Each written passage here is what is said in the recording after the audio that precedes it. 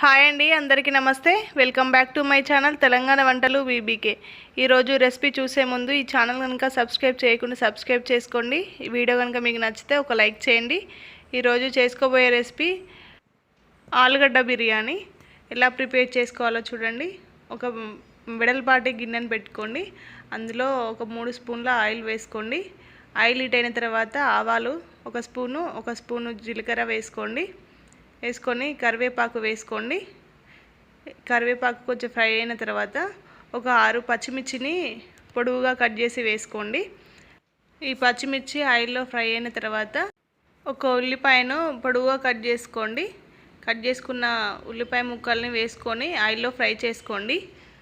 ఇవి ఆయిల్లో ఫ్రై అయిన తర్వాత అల్లం వెల్లుల్లి పేస్ట్ వేసుకోండి. ఫ్రెష్గా దంచుకొని వేసుకుంటే చాలా టేస్టీగా ఉంటుంది.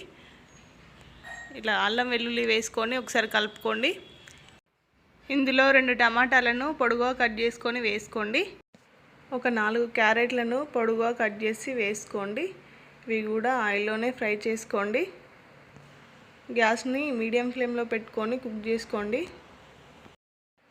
ఈ ఆయిల్లో మనం వేసుకున్న టమాటా క్యారెట్ కొంచెం ఉడికిన తర్వాత ఆలుగడ్డను పొట్టు తీసి ఈ సైజులో చిన్న ముక్కలుగా చేసి వేసుకోండి. నేను కేజీ రైస్కి 1/2 కిలో ఆలుగడ్డ వేస్తున్నాను. ఇలా ఆలుగడ్డను వేసుకొని మంచిగా కలుపుకొని ఒక 5 నిమిషాలు మూత పెట్టుకొని ఉడికించుకోండి. ఇప్పుడు ఒకసారి కలుపుకున్న తర్వాత ఒక స్పూను ఉప్పు వేసుకోండి. ఇందులో చిన్న కట్ చేసి పెట్టుకున్న పుదీనా కొత్తిమీర కూడా వేసుకొని ఒకసారి కలుపుకోండి. ఇది ఒకసారి కలుపుకున్న తర్వాత ఇప్పుడు ఇందులో మసాలాలు యాడ్ చేసుకుందాం. ఒక 3 యాలకులు వేసుకోండి. కొంచెం దాల్చిన చెక్కన వేసుకోండి. చిన్నగా ముక్కలుగా చేసుకొని వేసుకోండి. ఒక 6-7 మిరియాలు వేసుకోండి. దంచి కూడా వేసుకోవచ్చు. 2 బిర్యానీ ఆకులను చుంచి వేసుకోండి. ఒక 4-5 లవంగాలు వేసుకోండి. ఇప్పుడు ఈ మసాలా వేసుకొని ఒకసారి కలుపుకోండి. ఇలా కలుపుకొని ఒక 2 నిమిషాలు ఇలానే ఉడికించుకోండి. ఉడికిన తర్వాత ఒక స్పూను గరం మసాలా వేసుకోండి. ఒక స్పూను ధనియాల పౌడర్ వేసుకోండి. ఇవి 2 కూడా వేసుకొని ఒకసారి కలుపుకోండి. ఈ ఆయిల్లో ఉడికించుకున్నాం కదా, ఆలుగడ్డ అనేది ఒక 50% ఉడుకుతుంది.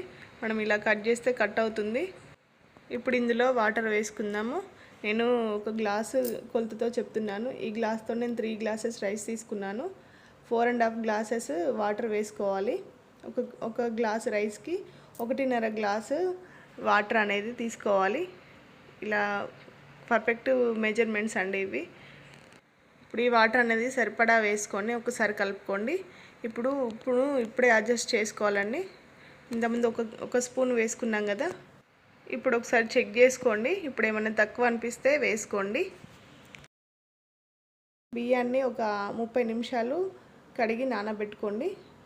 ఇప్పుడు నీళ్ళన్నీ వంపేసి ఈ వాటర్ అనేది బాయిల్ అవుతున్నప్పుడు ఈ రైస్ని ఇందులో వేసుకోండి.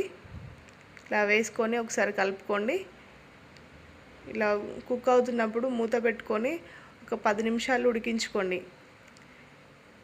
ఇలా కొంచెం వాటర్ ఉన్నప్పుడు మాత్రమే దీని మీద కొత్తిమీర పుదీనా వేసుకొని, ఇందులో ఫుడ్ కలర్ యాడ్ చేయాల్సిన అవసరం లేదు. మీకు ఇష్టం ఉంటే యాడ్ చేసుకోండి, లేకుంటే అవసరం లేదు. ఇప్పుడు పుదీనా కొత్తిమీర మీద నుండి గార్నిష్ చేసుకొని మూత పెట్టుకొని ఒక 5 నిమిషాలు గ్యాస్ని లో ఫ్లేమ్లో పెట్టుకొని ఉడికించుకోండి. ఇప్పుడు ఒకసారి మూత తీసుకొని అన్నం అనేది ఉడికిందా లేదో చూసుకోండి. ఇలా పర్ఫెక్ట్గా కుక్ అవుతుందండి రైస్ అనేది. ఇంతే, ఇలా ఈజీగా ప్రిపేర్ చేసుకోవచ్చు. టేస్ట్ మాత్రం చాలా బాగుంటుందండి. ఒక్కసారి ట్రై చేయండి. ఓకేనండి. ఈ వీడియో కనుక మీకు నచ్చినట్టయితే ఒక లైక్ చేయండి, షేర్ చేయండి, సబ్స్క్రైబ్ చేసుకొని పక్కన ఉన్న బెల్ ఐకాన్ని క్లిక్ చేయండి. నేను పెట్టిన వీడియోలు మీకు నోటిఫికేషన్ రూపంలో వస్తాయండి.